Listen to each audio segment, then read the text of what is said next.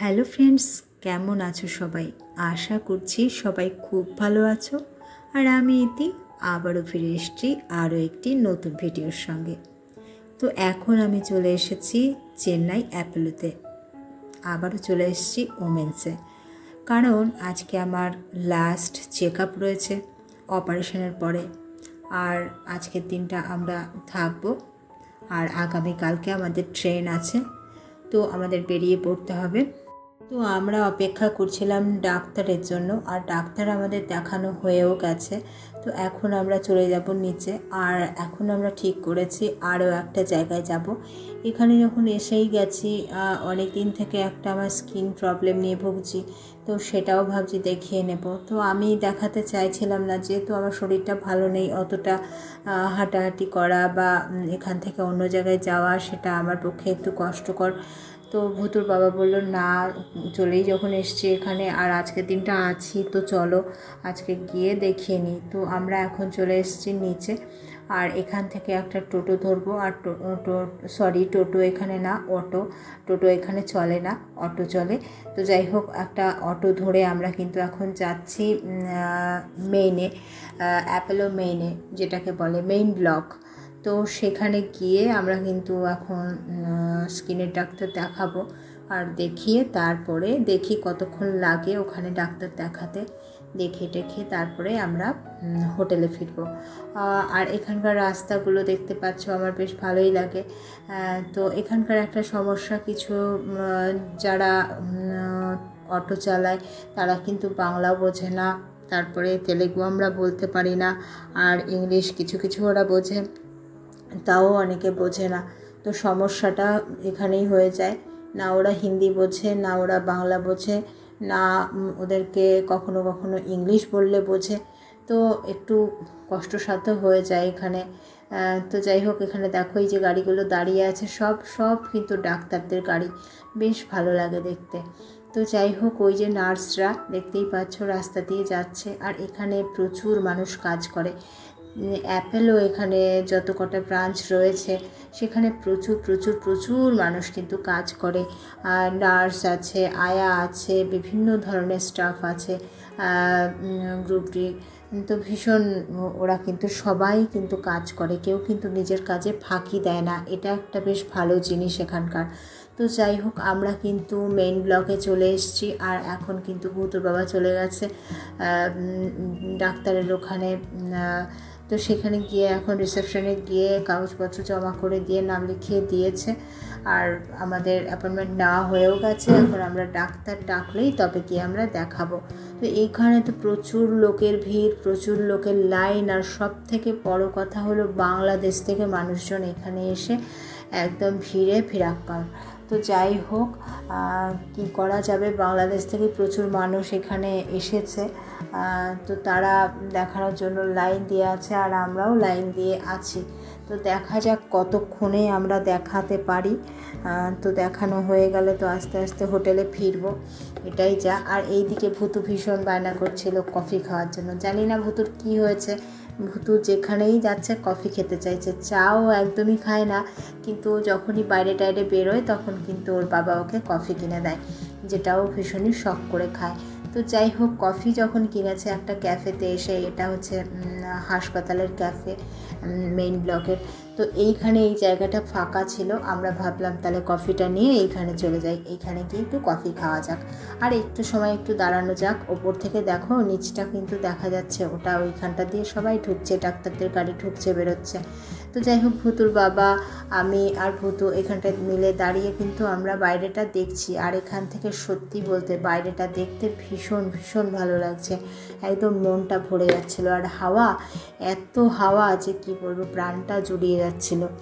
তো যাই হোক, ওপর থেকে আমরা দেখছি ওইদিকে দেখো বাগান বাড়ি করা আছে, এখানে যারা খুবই পয়সাওয়ালা লোকজন থাকে তেলেগুড়া, তো তাদের কিন্তু ওই যে বাগান বাড়িগুলো, এখানেই বেশ বাগান বাড়ি তারা করে নিয়েছে। আর ওই যে দূরে ওগুলো রয়েছে ডক্টরদের জন্য ফ্ল্যাট। তো যাই হোক, এইগুলোই দেখছিলাম দাঁড়িয়ে ওপর থেকে নিচটা। আর এখানে ভুতু তো কফি নিয়ে পায়চারি করছে, আর আমি এখানটা একটু দাঁড়িয়েও ছিলাম। তো এইখানে দাঁড়িয়ে থাকতে ভীষণই ভালো লাগছিল, হাওয়াটা দিচ্ছিল চারদিক থেকে।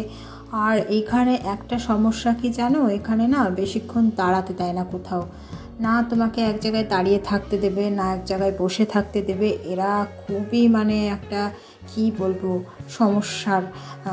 তো যাই হোক, এখানে আমাদেরকে দাঁড়াতে দেবে না, বললো যে এখান থেকে চলে যেতে। তো এই জায়গাটাতে কেউই কিন্তু তেমন একটা নেই, লোকজন ফাঁকা। তো এইখানটায় দাঁড়িয়ে আমরা কফি খাচ্ছিলাম আর কিছুটা সময় আমরা এখানটা থেকে দাঁড়িয়ে চারিদিকটা দেখছিলাম। যাই হোক, জায়গাটাকে আমরা উপভোগ করছিলাম, কিন্তু এদের তাও সহ্য হলো না, আমাদেরকে বলছে এখান থেকে চলে যেতে। তো কি করব, একদম মনটা খারাপ হয়ে গেল।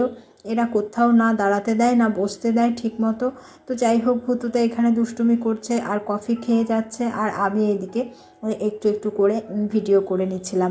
তো যাই হোক, এখন এসে দেখো ঘ্যাটের মতো বসে গেছে এখানে, আর নানান রকমের পেশেন্ট, বাংলাদেশি পেশেন্ট এই যে এরা দাঁড়িয়ে আছে। তো দেখো সবাই কিন্তু অপেক্ষা করছে নিজের নিজের ডাক্তারের জন্য, আর আমিও করছি অপেক্ষা।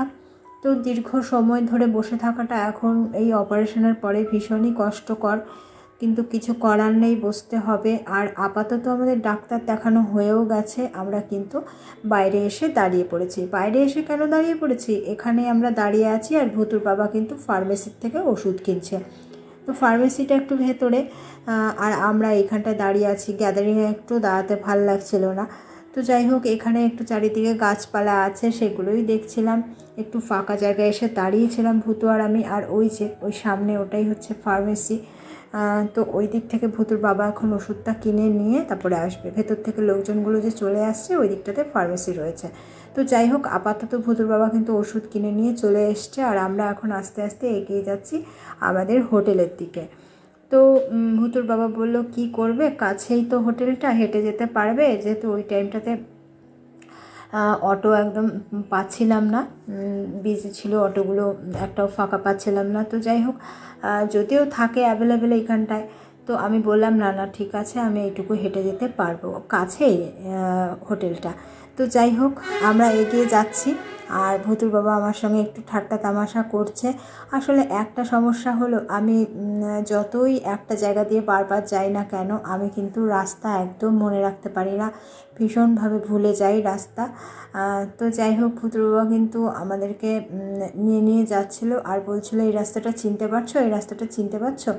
তো আমি বলছিলাম যে চিনতে পারছি, কিন্তু আসলে আমি কিন্তু চিনতে পারছিলাম না। তো যাই হোক, সেটা আমি বলছিলাম না, আর ভুতুর বাবা সেটা নিয়েই মজা করছিল। ও বুঝতে পেরে গেছিলো যে আমি আসলেও জায়গাটা কিন্তু মনে রাখতে পারিনি। তো যাই হোক, এখন আস্তে আস্তে একটুখানি আমরা হোটেলে যাব, একদম হোটেলের কাছে চলেই এসেছি। আর গিয়ে একটু রেস্ট নেব, আর বিকেলে দেখিয়ে একটা জায়গায় বেরোবো, একটু মার্কেটে বেরোবো। এখানে একদিন মার্কেটে বেরিয়ে কিছু কেনাকাটা করব ভেবেছিলাম, তো সেই জিনিসগুলোই একটু কিনবো।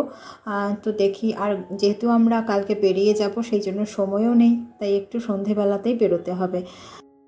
তো যাই হোক, চেন্নাই আমাদের ভালোই লেগেছে, যেহেতু আমি অসুস্থ ছিলাম সেই কারণে কিন্তু আমরা এদিক ওদিক কোথাও ঘুরতে যেতে পারিনি। যদিও একজন গাড়িওয়ালার সঙ্গে আমাদের পরিচয় আছে, সে বলেছিল এদিক ওদিক নিয়ে যাবে, কিন্তু শরীর ভালো না থাকলে তো আর যাওয়া যায় না, তো সেই কারণে আমাদের কিন্তু যাওয়া হয়নি।